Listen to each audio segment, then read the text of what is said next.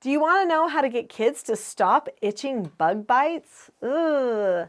I'm Nicholeen Peck, and I teach all over the world about parenting, good communication, how to build strong family bonds, child development, and education, all through the lens of the principle self-government.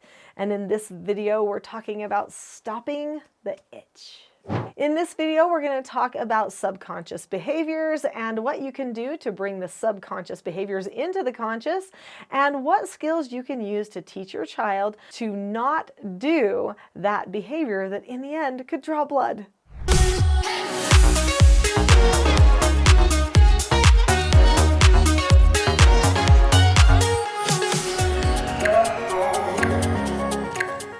Nobody likes bug bites, and we end up itching them before we even know what's going on. It is a subconscious thing that happens. I don't know how many times I have started itching something and then I thought, oh, I'm itching myself. And then I look down and I've got blood on my arm or on my leg. I get really dry skin. That makes me want to itch too. So there's just all these different reasons to itch. But the bug bites, even after you've itched it to blood, sometimes they still itch. It's so annoying, and I know we don't want our children to have blood and bruises and all of the things that come with itching. Now, some people say, okay, well, if you're not going to itch it, then slap it, right? That might get some of that feeling to go away. And that's possible that you could have a substitute behavior that you teach yourself how to do.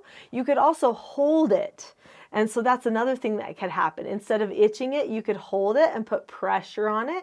And that actually also alleviates that feeling of that itch and wanting to itch it.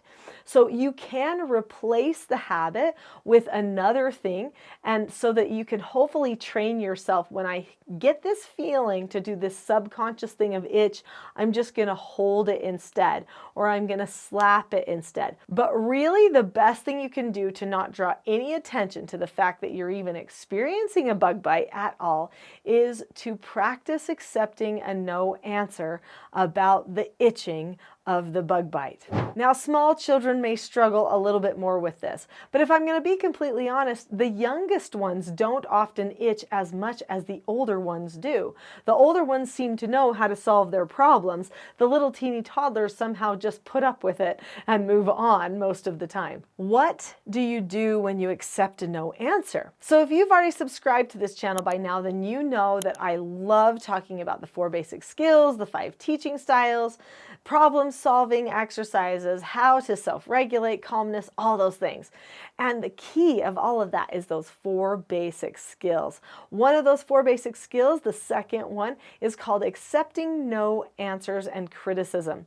When you accept no answers, you do 4 things. You look at the person or the situation. So in this case, the bug bite would be the situation, right? Then you keep a calm face, voice, and body. If you are scratching, that is not a calm body. Then you say, okay, to the no answer, meaning, no, I'm not going to scratch this. And then I say, okay to it. And then step number 4 is I drop the subject. That's the hardest part. So I don't think about it anymore, which probably means I'm going to have to tell myself to think about something else. And that's an okay thing to do. In fact, whenever you get a thought in your head that you don't want to entertain, maybe it's a bad word, a bad song, or something like that, you need to put something else in the place so that you don't think about that anymore. You need a new thought. That doesn't mean you're necessarily distracting yourself from the thought. It means you're choosing not to have that thought and putting another one in instead. So this is what we're going to do when we teach our children how to not itch those bug bites. So first we'll teach them the skill accepting a no answer. Now that skill actually has a children's book that you can use. It's called Porter Earns a Quarter. There's a set of 4 children's books that teach all of the 4 basic skills, and you can find those at teachingselfgovernment.com for the cheapest if you're looking for them for cheap. Anyway, so Porter Earns a Quarter. You would read the book with your child, then you would practice it with some other, no answer that they might get from you, like, no, you can't have a cookie, or, oh, I can't find my toy. Well, that's a no answer. There's a lot of different circumstances that are actually no answers. You'd have a discussion about that, and then maybe role play practice the skill a little bit. Okay, now comes the time when the child has a bug bite. So then you'd say, oh, this bug bite, it's just going to itch whether we like it or not. It's actually a no answer. So we need to remember that that's a no answer. It's a no answer to itch that bug bite. So then you say, now what are we going to do? Let's practice it. You might even have a positive consequence for not itching the bug bite. This positive consequence gives them the idea that there are rewards for giving yourself a no answer and following through and choosing to drop the subject. But before you get to that point, what you might have to do is you might also have to help them decide some other thing to think, maybe holding it, maybe slapping it, or maybe just touching something else, moving on to something else, singing a song in their head. Any of those things could change the mindset so that they don't itch that bug bite anymore. Now, speaking of that mindset, I have a whole video all about how to get a kid to change their mindset.